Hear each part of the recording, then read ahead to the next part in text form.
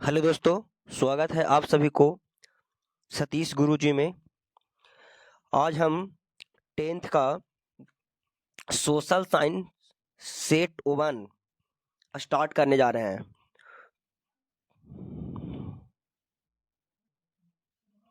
तो चलिए प्रश्न नंबर 1 से स्टार्ट करते हैं। प्रश्न नंबर 1 है, जर्मनी के एकीकरण में किसकी भूमिका महत्वपूर्ण थी? ऑप्शन ए में बिस्मार्क, बी में गैरिबाल्डी, सी में कॉनकाव, डी में मेजनी। जर्मनी के एकीकरण में किसकी भूमिका महत्वपूर्ण थी? आप कमेंट के माध्यम से बताइए। जर्मनी के एकीकरण में किसकी भूमिका महत्वपूर्ण थी?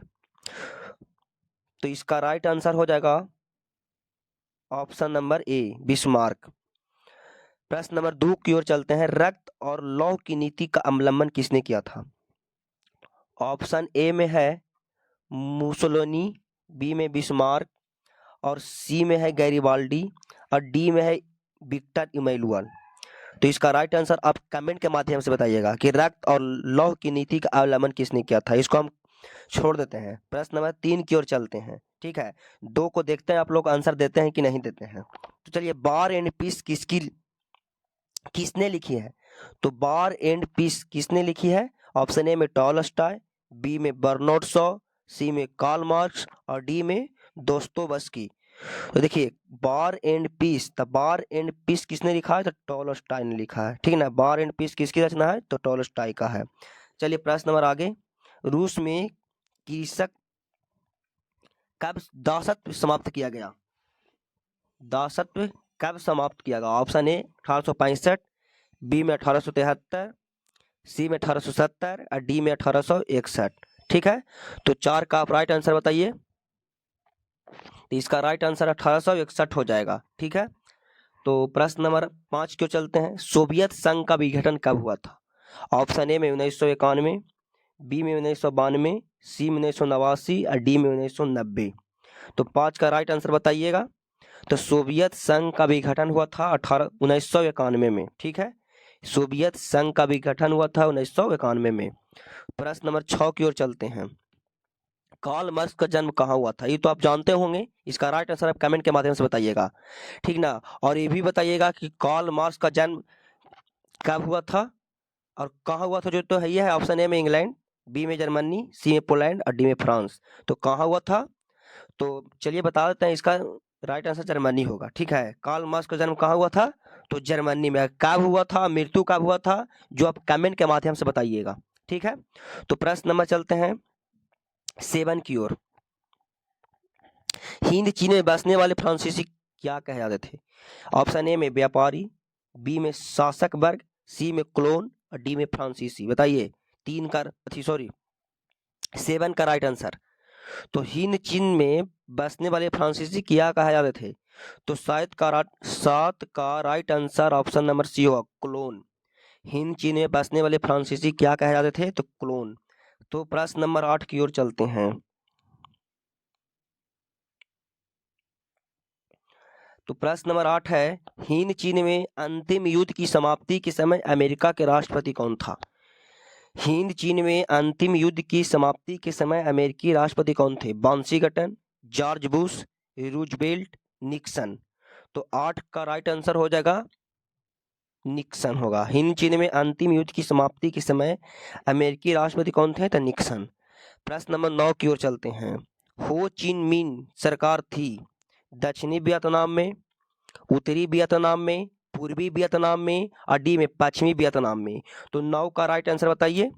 हो चिन मिन की सरकार थी दक्षिणी वियतनाम में थी। ठीक है, दक्षिणी वियतनाम में। आगे 10 नंबर। जालियांवाला बाग हत्याकांड के विरोध में किसने अर्ली नाइटहुड की उपाधि त्याग दी थी? तो जालियांवाला बाग हत्याकांड कब हुआ था? तो जानवे करते हैं आप लोग, 13 अप्रैल 1919। ठीक है, 13 अप्रैल 1919। तो नाइटहुड की उपाधि किसने त्याग दी थी? बताइए इसका राइट आंसर। ठीक है, तो नाइटहुड की उपाधि जानते हैं रविन्द्रनाथ टैगोर को। ठीक है, तो रविन्द्रनाथ टैगोर ने जालियांवाला बाग हत्याकांड के विरोध में नाइटहुड की उपाधि को मैंने त्याग दिए थे। ठीक है, तो राइट आंसर कौन हो जाएगा? रविंद्रनाथ टैगोर। जालियांवाला बाग हत्याकांड के विरोध में किसने अपनी नाइटहुड की उपाधि त्याग दी थी? तो रविंद्रनाथ टैगोर ने। ठीक है, प्रश्न नंबर 11, आर्य समाज की स्थापना किसने की थी? ऑप्शन ए में स्वामी विवेकानंद, बी में स्वामी रामकृष्ण परमहंस, सी में स्वामी दयानंद सरस्वती, डी में राजा राम मोहन राय। तो बताइए आर्य समाज की स्थापना कौन किए थे? तो इसको हम बता देते हैं कौन किए थे जो, और कब हुआ था जो आप कमेंट में बताइएगा, ठीक ना। तो आर्य समाज की स्थापना किए थे स्वामी दयानंद सरस्वती। ठीक है, स्वामी दयानंद सरस्वती। ठीक ना, और कहाँ किए थे और कब किए थे जो बताइए आप कमेंट के माध्यम से। 12, पूर्ण स्वराज की मांग का प्रस्ताव कांग्रेस के किस वार्षिक अधिवेशन में पारित हुआ था? Option A 1931 Karachi, B 1933 Calcutta, 1937 Belgaum, 1929 Lahore. तो कुछ हो जाएगा 1929 लाहौर अधिवेशन में। कौन के थे? पूर्ण स्वराज की मांग का प्रस्ताव कांग्रेस के किस वार्षिक अधिवेशन में हुआ था? तो 1929 लाहौर अधिवेशन में। कौन किए थे? पंडित जवाहरलाल नेहरू, और रावी नदी के तट पर हुआ था। रावी नदी के तट पर। ठीक है, 12 बजे रावी नदी के तट पर हुआ था। पूर्ण स्वराज की मांग का प्रस्ताव कांग्रेस के किस वार्षिक अधिवेशन में पारित हुआ था? 1929 लाहौर अधिवेशन। आगे प्रश्न नंबर 13, इंडियन स्टैट्यूटरी कमीशन का अन्य नाम क्या है, यानी दूसरा नाम क्या है? तो 13 का आप राइट आंसर बताइएगा। तो हो जाएगा option A Simon commission. Indian statutory commission का अन्य नाम क्या है? Simon commission. तो 14 नंबर प्रश्न, 14 नंबर प्रश्न है, अखिल भारतीय ट्रेड यूनियन कांग्रेस के स्थापना के प्रथम अध्यक्ष कौन थे? ऑप्शन ए बाल गंगाधर तिलक, बी में लाला लाजपत राय, सी में लाला हरदयाल, डी में घनश्याम दास बिरला।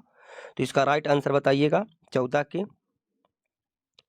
तो 14 के लाला लाजपत राय होगा। Akhil Bharatiya trade union Congress, Akhil Bharatiya trade union Congress, Akhil Bharatiya trade union Congress के स्थापना के प्रथम अध्यक्ष कौन था? लाला लाजपत राय। ठीक है, तो प्रश्न नंबर 15 की ओर चलते हैं। वाष्प चालित इंजन का आविष्कार किसने किया था? तो वाष्प चालित इंजन का आविष्कार किसने किया था? Option A Abraham Darby, James Watt, George Stephenson, D में रॉबर्ट फुल्टन। तो 15 का राइट आंसर हो जाएगा जॉर्ज स्टीफेंसन ने वाष्प चालित इंजन का आविष्कार किए थे। Tata iron and steel company की स्थापना कब की गई? 1854, बी में 1915, सी में 1923 और डी में 1907। तो Tata iron and steel company की स्थापना कब किया गया था? तो 16 का राइट आंसर हो जाएगा ऑप्शन नंबर डी 1907 ईस्वी में। ठीक है, Tata iron and steel company की स्थापना कब की गई थी? 1907 ईस्वी में। आगे, तख्त श्री हरमंदिर जी साहिब कहाँ स्थित है? ऑप्शन ए पटना, बी में अमृतसर, सी में दिल्ली और डी में आगरा। तो 17 का राइट आंसर हो जाएगा ऑप्शन नंबर ए, तख्त श्री हरमंदिर जी साहिब कहाँ है? तो पटना में, है ना। आगे, सासाराम में किस ऐतिहासिक शासक का मकबरा है? बताइए। ऑप्शन ए में औरंगजेब का है, बी में शेर शाह सूरी है, बी सी में कुतुबुद्दीन ऐबक, डी में अलाउद्दीन खिलजी। तो सासाराम में किस ऐतिहासिक शासक का मकबरा है? तो 18 का राइट आंसर हो जाएगा बी शेर शाह सूरी, सासाराम में है। ठीक है, नई आर्थिक नीति यानी NEP न्यू इकोनॉमिक पॉलिसी कब लागू हुई थी? ऑप्शन ए में 1920, बी में 1925, सी में 1921, डी में 1928। तो इसका राइट आंसर बताइएगा आप लोग। 19 का राइट आंसर क्या होगा? तो 19 का right answer option number C हो जाएगा। ठीक है, 1921 नई आर्थिक नीति NEP कब लागू हुई थी? 1921 ईस्वी में। प्रश्न नंबर 20, किस अमेरिकी राष्ट्रपति ने न्यू डील लागू की? किस अमेरिकी राष्ट्रपति ने न्यू डील लागू की? Option A Abraham Lincoln, B में वुड्रो विल्सन, सी में जॉन F कैनेडी और डी में FD रूजवेल्ट। तो 20 का राइट आंसर क्या होगा?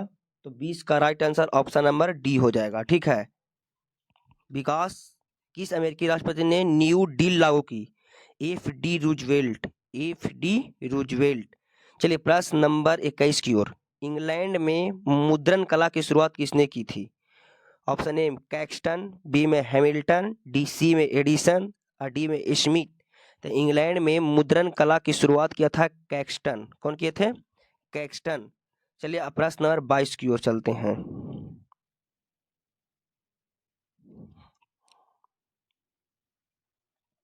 22 में गुटेनबर्ग का जन्म हुआ था। गुटेनबर्ग का जन्म कहाँ हुआ था? अमेरिका में, जर्मनी में, जापान में, इंग्लैंड में। तो 22 का राइट आंसर हो जाएगा बी, जर्मनी। गुटेनबर्ग का जन्म हुआ था जर्मनी में। ठीक है। प्रश्न नंबर 23, निम्नलिखित में कौन नवीकरणीय संसाधन है? ऑप्शन ए पेट्रोल, कोयला, जल और लौह अयस्क। तो 23 का right answer option number C हो जाएगा। ठीक है, जल, नवीकरणीय संसाधन। ठीक है, पेट्रोल नहीं होगा, कोयला नहीं होगा, लौह अयस्क नहीं होगा, ये अनवीकरणीय में तीनों आता है, लेकिन जल कुछ होगा, नवीकरणीय संसाधन होगा। ठीक है, देखिए नवीकरणीय संसाधन किसे कहते हैं? जो एक बार उपयोग करने के बाद दोबारा उपयोग कर लेते हैं उसे नवीकरणीय संसाधन कहते हैं, और जिसको एक बार उपयोग करने के बाद दोबारा उपयोग नहीं करते हैं उसे क्या कहते हैं? अनवीकरणीय संसाधन। ठीक है, तो देखिए जल हो जाएगा, नवीकरणीय संसाधन में आता है। ठीक है, आगे प्रश्न नंबर 24, किस मुद्रा में ह्यूमस की मात्रा नगण्य होती है? ठीक है, ऑप्शन ए में लेटराइट मुद्रा, बी में जलोढ़ मुद्रा, सी में काली मुद्रा और डी में पर्वतीय मुद्रा। तो 24 का right answer option number D हो जाएगा। ठीक है, इन किस मुद्रा में ह्यूमस की मात्रा नगण्य होती है? तो पर्वतीय मुद्रा में। ठीक है, 25 नंबर, भारत की प्रथम राष्ट्रीय जल नीति कब अपनाई गई थी? भारत की प्रथम राष्ट्रीय जल नीति कब अपनाई गई थी? तो 25 का राइट आंसर ऑप्शन नंबर ए हो जाएगा, सितंबर 1987। भारत की प्रथम राष्ट्रीय जल नीति कब अपनाई गई थी? सितंबर 1987 ईस्वी में। ठीक है, प्रश्न नंबर 26, विश्व में सर्वाधिक वनावरण वाला देश कौन है? वनावरण, भारत, रूस, ब्राजील, कनाडा। तो 26 का right answer option number B हो जाएगा, रूस। दुधवा राष्ट्रीय उद्यान कहाँ है? वीवीआई क्वेश्चन है, दुधवा राष्ट्रीय उद्यान कहाँ है?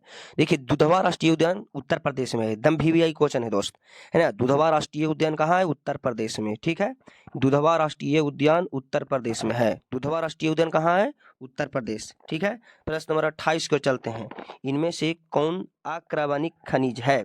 कौन अकार्बनिक खनिज है? ऑप्शन नंबर ए कोयला, बी में पेट्रोलियम, सी में प्राकृतिक गैस और डी में अभ्रक। तो 28 का राइट आंसर आप लोग बताइएगा, कमेंट के माध्यम से बताते चलिएगा, तभी याद होगा। तो 28 का राइट आंसर क्या होगा? कौन सा अकार्बनिक खनिज है? देखिए इसका right answer option number D हो जाएगा। ठीक है, अकार्बनिक खनिज है अभ्रक। चलिए पाइराइट किस प्रकार का खनिज है? आप कमेंट के माध्यम से बताइए जल्दी, पाइराइट किस प्रकार का खनिज है? धात्विक, अधात्विक, परमाणु, इनमें से कोई नहीं। चलिए चलिए बताइए जल्दी। तो 29 का राइट आंसर क्या होगा? देखिए पाइराइट जो है धात्विक खनिज है। ठीक है, पाइराइट क्या खनिज है? धात्विक खनिज है। चलिए प्रश्न नंबर 30, कौन कोयला घटिया किस्म का है? कौन सा कोयला घटिया किस्म का है बताइए? लिग्नाइट, पीट, बिटुमिनस, एंथ्रासाइट। अगर पूछेगा कोयला कितने प्रकार के होते हैं तो 4 प्रकार के होते हैं, एंथ्रासाइट, बिटुमिनस, लिग्नाइट और पीट। सबसे घटिया कौन हो जाएगा? तो पीट होगा। ठीक है, 30 का कौन हो जाएगा? Option number B. सबसे अच्छा कौन है? एंथ्रासाइट, ओकर बाद बिटुमिनस, ओकर बाद लिग्नाइट, ओकर बाद पीट, चौथा वाला। तो सबसे घटिया कौन होगा? तो पीट होगा। ठीक है, यानी ऑप्शन नंबर बी हो जाएगा। कौन सा कोयला घटिया किस्म का है? तब पीट है। ठीक है, चलिए 30 पर आ गए हैं, 80 क्वेश्चन करना है। ठीक ना, रोज 80 क्वेश्चन करना है हर विषय में। चलिए प्रश्न नंबर 30 हो गया, 31 में चलते हैं। भारत का सबसे बड़ा खनिज तेल उत्पादक क्षेत्र कौन है? चलिए option number A Digboi, B में मंगला, सी में मुंबई हाई और डी में खंभात। आप कमेंट के माध्यम से बताते चलिएगा कौन होगा आंसर जे। भारत का सबसे बड़ा खनिज तेल उत्पादक क्षेत्र कौन सा है? 31 का राइट आंसर बताइए। 31 का राइट आंसर, भारत का सबसे बड़ा खनिज तेल उत्पादक मुंबई हाई है। क्या होगा? मुंबई हाई। ठीक है, लाइक कर दीजिए गुरु, लाइक कर दीजिए। भारत का सबसे बड़ा खनिज तेल उत्पादक क्षेत्र कौन है? मुंबई हाई। चलिए प्रश्न नंबर 32,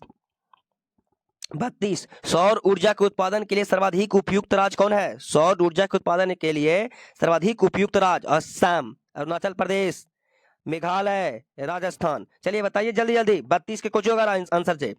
चलिए बताइए, सौर ऊर्जा के उत्पादन के लिए सर्वाधिक उपयुक्त राज्य राजस्थान है ना।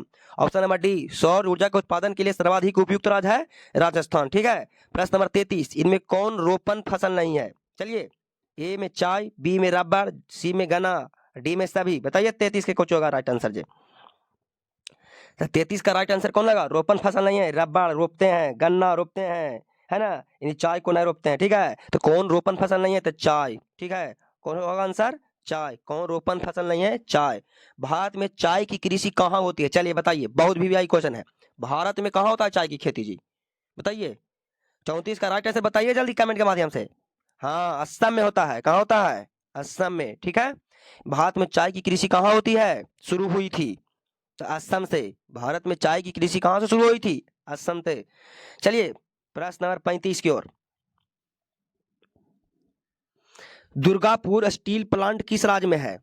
Option A Madhya Pradesh, B में उड़ीसा, सी में पश्चिम बंगाल, डी में झारखंड।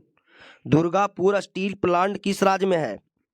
चलिए बताइए कमेंट के माध्यम से। मध्य प्रदेश, उड़ीसा, पश्चिम बंगाल, झारखंड। तो 35 का राइट आंसर क्या होगा? 35 का right answer option number C, Durgapur steel plant किस राज्य में है जी? तो पश्चिम बंगाल में है ना? यानी ऑप्शन नंबर सी। लाइक कर दो गुरु, लाइक कर दो। 36 नंबर। चलिए प्रश्न नंबर 36। इनमें से किस गैस के रिसाव से भोपाल गैस त्रासदी हुई थी? चलिए carbon dioxide, carbon monoxide, oxygen, methyl isocyanate. जो 36 का राइट आंसर क्या होगा? मेथिल आइसोसाइनेट होगा, ठीक है। इनमें से किस गैस के रिसाव से भोपाल में गैस त्रासदी हुई थी? ठीक है ना, तो मेथिल आइसोसाइनेट का रिसाव हो गया था, जिसके कारण भोपाल में त्रासदी मच गया था। यानी मिथाइल आइसोसाइनाइट होगा। चलिए प्रश्न नंबर 37। चलिए दोस्त 37 में जीवन रेखा रेल कब चलाई गई थी? जीवन रेखा रेल कब चलाई गई थी? ऑप्शन ए 1991, बी में 1981, सी में 1995 और डी में 2001। तो 37 का राइट आंसर क्या होगा? 37 का राइट आंसर क्या होगा? चलिए 1991। जीवन रेखा रेल कब चलाई गई थी? 1991 में, ठीक है। चलिए प्रश्न नंबर 38। भारत में रेडियो का पहला प्रसारण किस वर्ष हुआ था? चलिए वीवीआई क्वेश्चन है।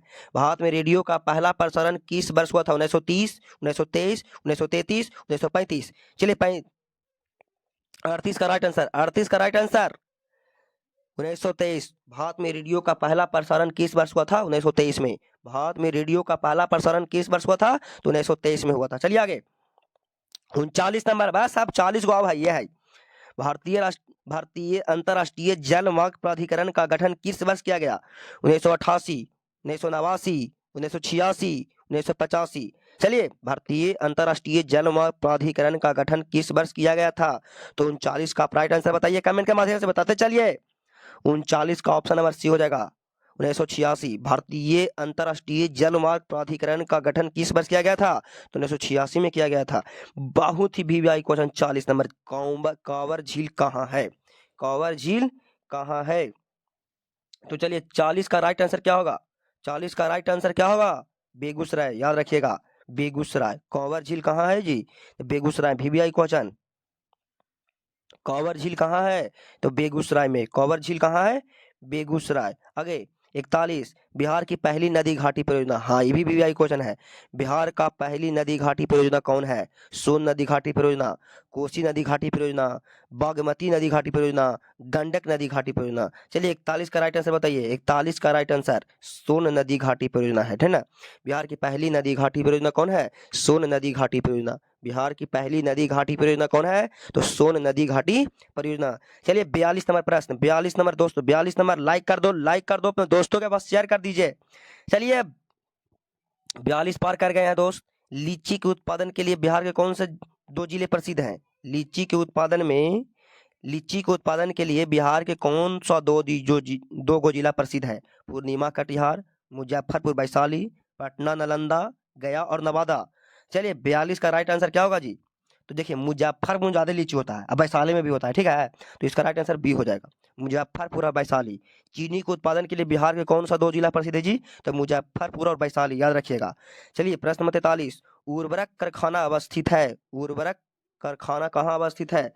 तो बांका, भागलपुर, बरौनी, बगहा। चलिए उर्वरक कारखाना कहाँ अवस्थित है? 43 के। 43 का right answer option number C हो जाएगा, बरौनी। उर्वरक कारखाना कहाँ अवस्थित है? तो बरौनी। चलिए 44 नंबर। 44 नंबर। समान ऊंचाई वाले स्थान को मिलाने वाली काल्पनिक रेखा को क्या कहते हैं? समान ऊंचाई वाले स्थान को मिलाने वाली काल्पनिक रेखा को क्या कहते हैं? तो इसको समोच्च रेखा बोलते हैं। क्या बोलते हैं? समोच्च रेखा। समान ऊंचाई वाले स्थान को मिलाने वाली काल्पनिक रेखा को कहते हैं समोच्च रेखा। चलिए 45 नंबर। सत्ता में साझेदारी का सही है क्योंकि, चलिए ऑप्शन ए में, यह विविधता को बढ़ाती है, देश की एकता को कमजोर करती है, सी में फैसले लेने में देर करवाती है, कि विभिन्न समुदायों के बीच टकराव कम करती है। सत्ता में साझेदारी, चलिए 45 का राइट आंसर, 45 का राइट आंसर हो जाएगा डी, विभिन्न समुदायों के बीच टकराव को कुछ करती है, कम करती है, यानी 45 का right answer option number D हो जाएगा। चलिए आगे 46 नंबर, 46 नंबर, ठीक है 46 नंबर चलिए। धर्म को समुदाय का मुख्य आधार कौन मानता है? धर्म को समुदाय का मुख्य आधार कौन मानता है? आदर्शवादी, जातिवादी, सांप्रदायिकवादी, धर्मनिरपेक्ष। धर्म को समुदाय का मुख्य आधार कौन मानता है? ऑप्शन ए आदर्शवादी, बी में जातिवादी, सी में सांप्रदायिक और डी में धर्मनिरपेक्ष। तो 46 का right answer option number C हो जाएगा, सांप्रदायिक। धर्म को समुदाय का मुख्य आधार कौन मानता है? धर्म को समुदाय का मुख्य आधार मानता है सांप्रदायिक। चलिए 47 नंबर, निम्नलिखित में से कौन लोकतंत्र में रंग भेद के विरोधी, रंग भेद के विरोधी नहीं थे? कौन नहीं थे? ठीक है, Martin Luther king, Mahatma Gandhi, Olympic धावक टॉमी स्मिथ एवं जॉन कॉर्लिस और डी में जेडी गुडी। तो देखिए 47 का राइट आंसर ऑप्शन नंबर कुछ होगा जेडी गुडी। ये जो थे ना Martin Luther king, Mahatma Gandhi, ये सब जो थे ये विरोधी थे, लेकिन विरोधी कौन नहीं थे? जेडी गुडी विरोधी नहीं थे, यानी ऑप्शन नंबर डी हो जाएगा। चलिए 48 नंबर, संविधान का 74वां संशोधन संबंधित है किससे? 74वां संविधान संशोधन किससे संबंधित है? पंचायती राज व्यवस्था से, नगरीय शासन व्यवस्था से, राज्य स्तरीय शासन व्यवस्था से, राष्ट्र स्तरीय शासन व्यवस्था से। तो 48 का क्या हो जाएगा राइट आंसर? 48 का right answer option number B हो जाएगा, है ना, नगरीय शासन व्यवस्था से। चलिए आगे 49 नंबर, बिहार में एक नगर निगम में अधिकतम कितने बोर्ड हो सकते हैं? बिहार में एक नगर निगम में कितना अधिकतम बोर्ड हो सकते हैं? तो 49 का राइट आंसर हो जाएगा क्या दोस्त? ऑप्शन नंबर डी 75 को याद रखिएगा। बिहार में नगर निगम में अधिकतम कितना बोर्ड हो सकता है? तो 75 को, के गो? तो 75 को हो सकता है। आगे चलिए 50 नंबर, 50 नंबर, इनमें से कौन सा संघीय शासन प्रणाली की विशेषता नहीं है? लिखित संविधान, सर्वोच्च न्यायपालिका, एकहरी शासन व्यवस्था, शक्तियों का विभाजन। तो ये 50 का राइट आंसर क्या होगा? एकहरी शासन व्यवस्था। कौन संघीय प्रणाली की विशेषता नहीं है? एकहरी शासन व्यवस्था। चलिए कामन के क्वेश्चन, कामन, भारत के किस राज्य से पंचायती राज की शुरुआत हुई? चलिए भारत के किस राज्य से पंचायती राज की शुरुआत हुई? ऑप्शन ए में बिहार, बी में राजस्थान, सी में उत्तर प्रदेश और डी में पंजाब। तो भारत के किस राज्य से पंचायती राज की शुरुआत हुई थी? एकदम VVI क्वेश्चन है, एकदम VVI है जी, ठीक है। भारत के किस राज्य से पंचायती राज की शुरुआत हुई थी? तो ये कॉमन का आंसर हो जाएगा बी, राजस्थान से। ये राजस्थान से हुआ था, है ना। कहाँ से हुआ था? राजस्थान से। भारत के किस राज्य से पंचायती राज की शुरुआत हुई थी? तो राजस्थान से। कहाँ से? राजस्थान से। चलिए आगे, पंचायत के चुनाव कौन करवाता है? ऑप्शन ए में केंद्र सरकार, जिला परिषद, राज्य सरकार के राज्य चुनाव आयोग। ये भी क्वेश्चन VVI है 53 का। चलिए 53 का राइट आंसर, तो पंचायत के चुनाव करता है राज्य का जो चुनाव आयोग होता है ना, वो करवाता है, राज्य चुनाव आयोग करवाता है। चलिए आगे 67, 53 हो गया जी, 54 में चलते हैं। 54,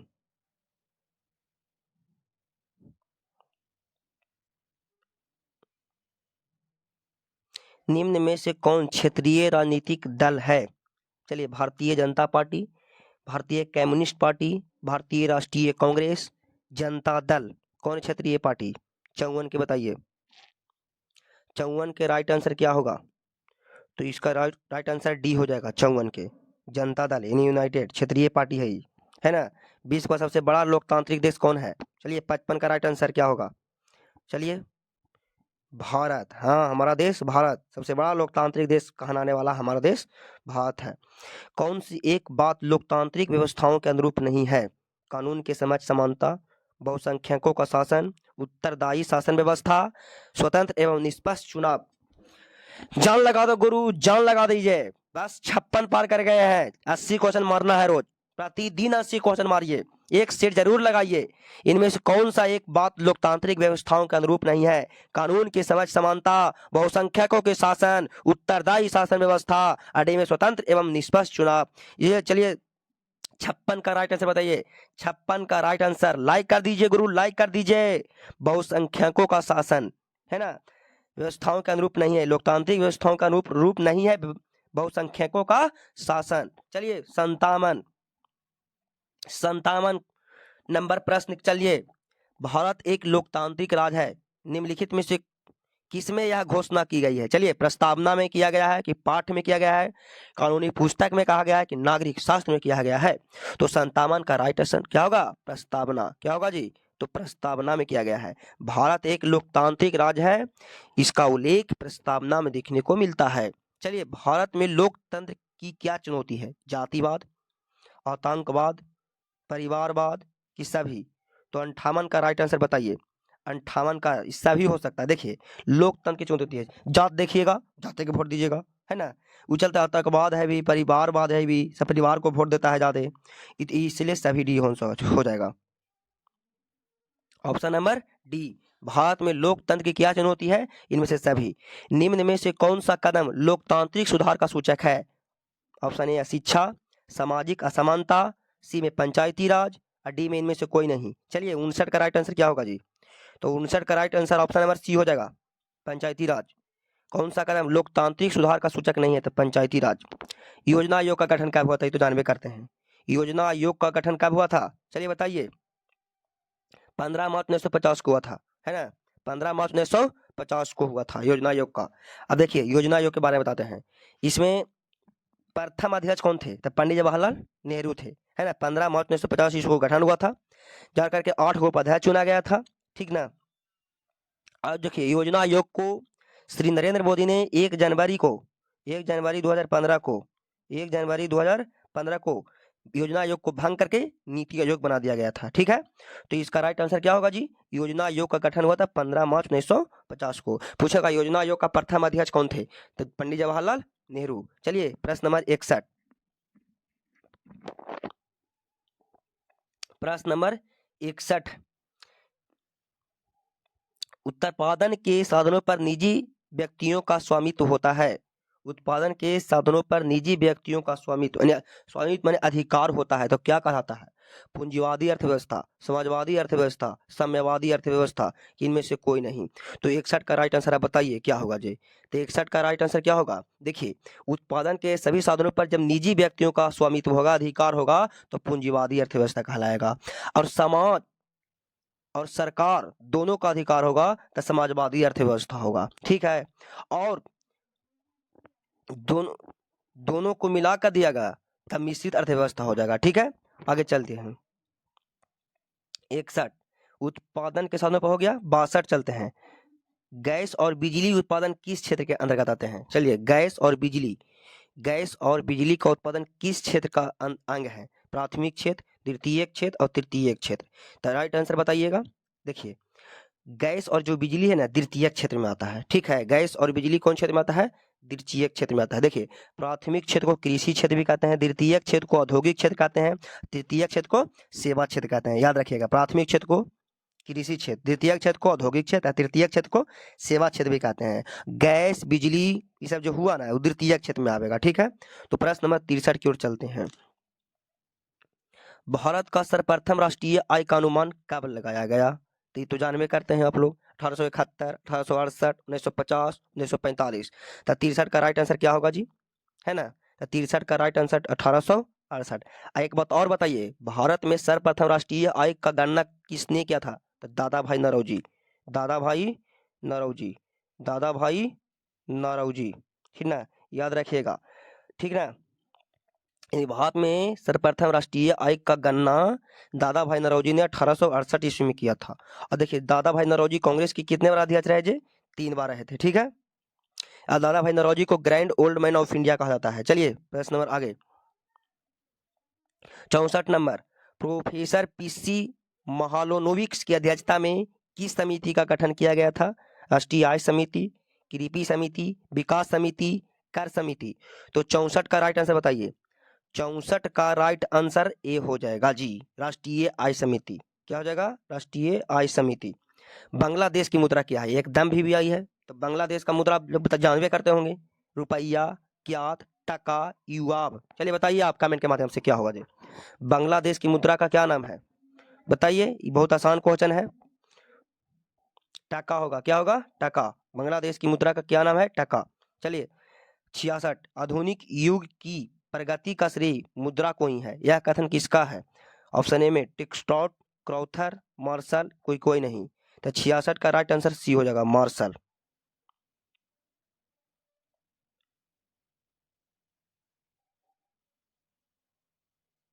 सड़सठ की ओर चलते हैं। 67,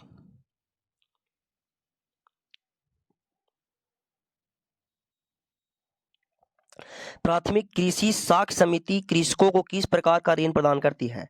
अल्पकालीन, दीर्घकालीन, मध्यकालीन, कोई नहीं। तो 67 का राइट आंसर हो जाएगा अल्पकालीन। प्राथमिक कृषि साख समिति कृषकों को किसानों को अल्पकालीन ऋण देती है। प्रोफेसर मो यूनुस का संबंध किस देश से है? पाकिस्तान, भारत, ईरान, बांग्लादेश। 68 नंबर प्रश्न है।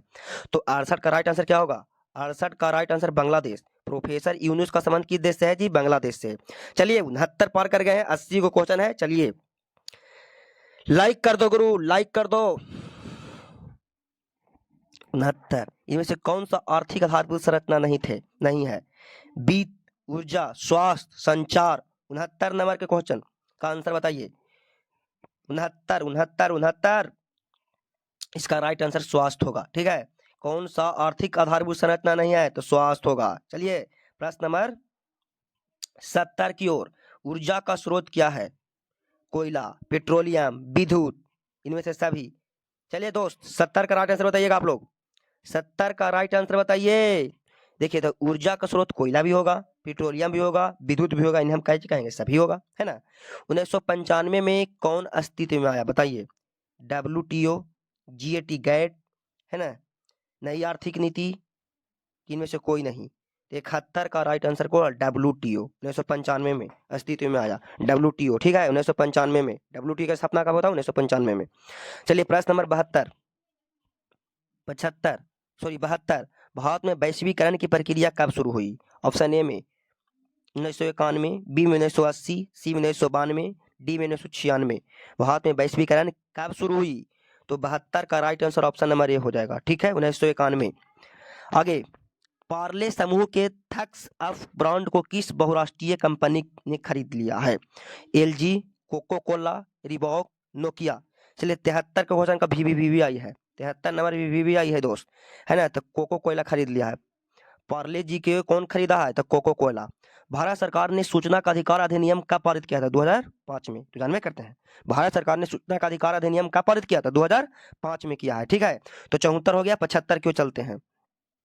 75, आकस्मिक प्रवर्धन का मुख्य घटक क्या है? स्थानीय प्रशासन, स्वयंसेवी संगठन, स्थानीय लोग, इनमें से सभी। तो 75 का राइट आंसर क्या होगा? Option number D, option number D होगा जाएगा जी। चलिए 76 नंबर, भूस्खलन अभिप्राय है? मलबों का खिसकना, चट्टानों का गिरना, चट्टानों का खिसकना, इनमें से सभी। तो 76 का राइट आंसर क्या होगा? चट्टानों का खिसकना भूस्खलन से अभिप्राय है। चलिए 77 नंबर, नदियों में बाढ़ आने का प्रमुख कारण क्या है? वर्षा की अधिकता, जल की अधिकता, नदी की जल में अवसाद का जमाव, इनमें से कोई नहीं। तो 77 का राइट आंसर क्या होगा दोस्त? ऑप्शन नंबर ए, वर्षा की अधिकता होगा। नदियों में बाढ़ आने का प्रमुख कारण है वर्षा की अधिकता। चलिए आगे 78 नंबर दोस्त पहुंच गए। विनाशकारी भूकंप से बिहार किस वर्ष प्रभावित हुआ था? बताइए। ऑप्शन नंबर ए 1920, 1966, 2004, 1934। 78 का राइट आंसर बताइए। 78 का राइट आंसर तो डी हो जाएगा, 1934। विनाशकारी भूकंप से बिहार किस वर्ष प्रभावित हुआ था? तो 1934 में। कौन प्राकृतिक आपदा नहीं है जी? सुनामी, बाढ़, आतंकवाद, भूकंप, कौन नहीं है प्राकृतिक आपदा? इन्हीं कहे के मतलब मानव आपदा कौन है? ठीक ना, बताइए आप लोग। 79 का राइट आंसर क्या होगा? देखिए, सुनामी ये प्राकृतिक देन है, बाढ़ प्राकृतिक देन है, भूकंप प्राकृतिक देन है। तो बताइए प्राकृतिक कौन नहीं है जी? तो सी हो जाएगा, यानी आतंकवाद हो जाएगा। किस भूकंपीय तरंगों की गहनता सबसे कम होती है? बताइए। पी तरंग, एल तरंग, एस तरंग, टी तरंग। चलिए अंतिम प्रश्न नंबर है 80 का राइट आंसर हो जाएगा एल तरंग। चलिए दोस्त, आप हमारी यूट्यूब चैनल पर अगर नए हैं तो हमारे यूट्यूब चैनल का सब्सक्राइब जरूर करें। थैंक्स दोस्त।